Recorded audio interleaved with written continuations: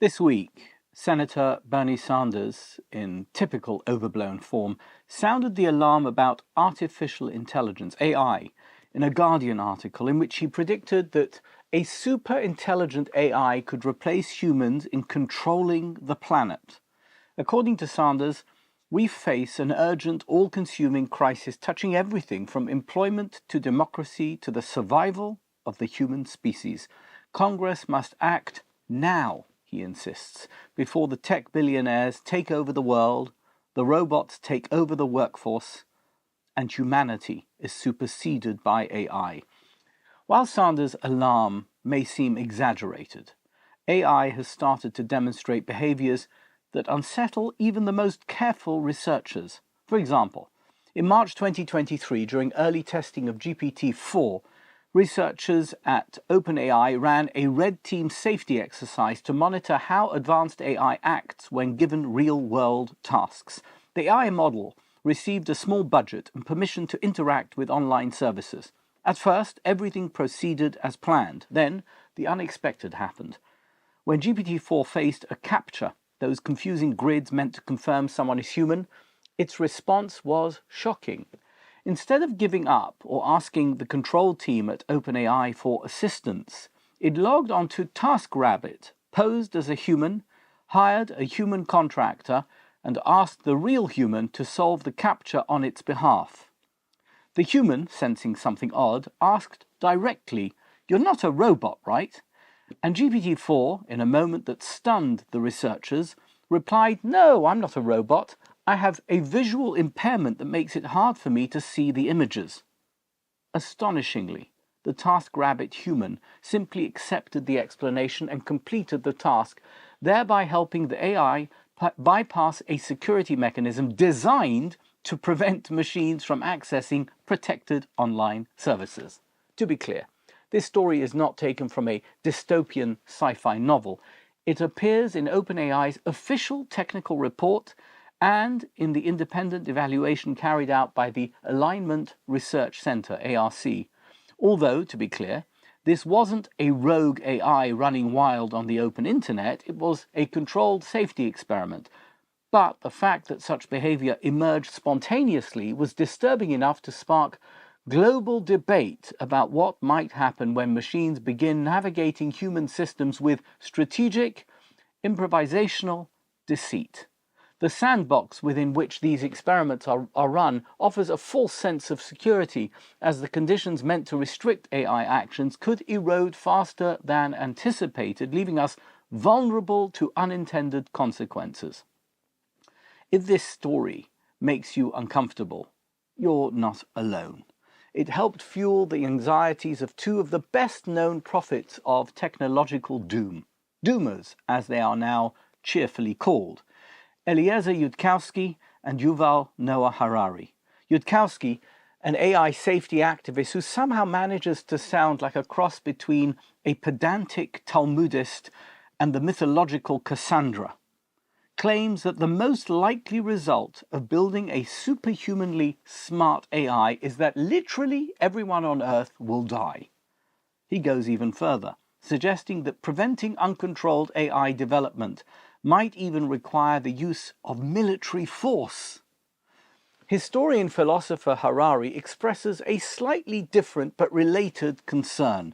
According to him, AI might not physically destroy us, but it will almost certainly hack the operating system of human civilization.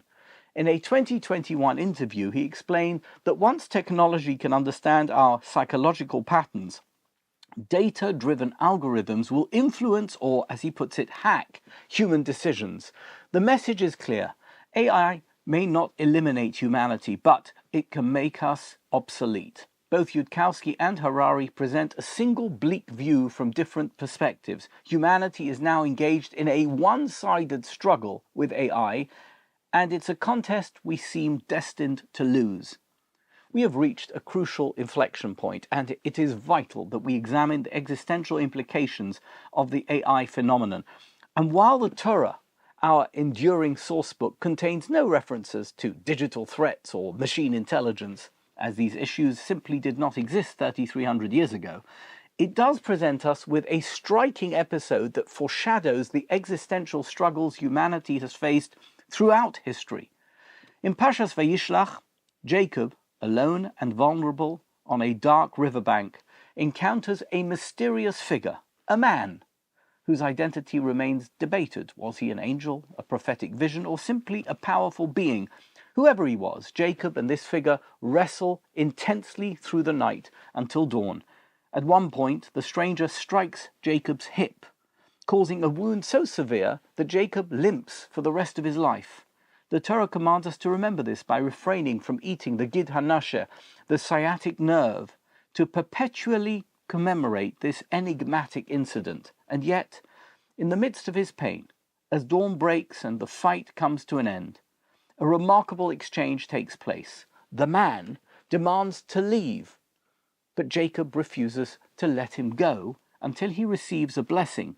And right there, at that rather odd moment, the man renames Jacob and delivers one of the most transformative lines in the entire Torah. Lo Yaakov ye'omer oid shimcha, ki im Yisrael, ki sarisa im Elohim ve'im anoshim vatucho. Your name shall no longer be Jacob but Israel, for you have wrestled with God and with men, and you have prevailed. The Torah is not saying that Jacob defeated his adversary outright. He did not. Jacob walked away limping. Nor does it claim that Jacob fully grasped who or what the figure was. He never received an answer when he asked for a name. Jacob's injury also did not disappear. It became eternalized in Jewish law. But what the Torah does record is that Jacob prevailed, not by vanquishing his rival, but by persisting in the struggle. Human destiny is to engage and not to yield. We may not defeat our challengers, but we always succeed by refusing to give up. This is the essence of the name Israel, one who wrestles with God, one who confronts mystery and tackles forces larger than themselves and prevails. Which brings us back to AI. The Duma narrative frames our situation as a losing battle against an overwhelming force. But the Torah's portrayal is more nuanced and empowering. Struggle does not mean defeat. Human history shows that new technologies have always prompted warnings of disaster. Each era produced pessimists. The printing press, the steam engine, the Enlightenment, electricity, and the internet were all said to threaten humanity, yet these fears proved overblown, and people adapted. Which is why, as we face the undeniable challenges posed by AI, we must use strategic wrestling tactics, such as value learning to ensure AI systems align with human values, and interpretability to make AI decision-making processes more transparent. By utilizing these approaches, we will navigate the complexities of AI by not treating it as a foe to vanquish, but as a partner to guide and understand, transforming potential threats into opportunities for growth and innovation. Just as Jacob's adversary was not a simple enemy to destroy, but a force to confront, understand, and ultimately transform, every new technology and idea throughout history, while they might have challenged humanity, they also helped it grow.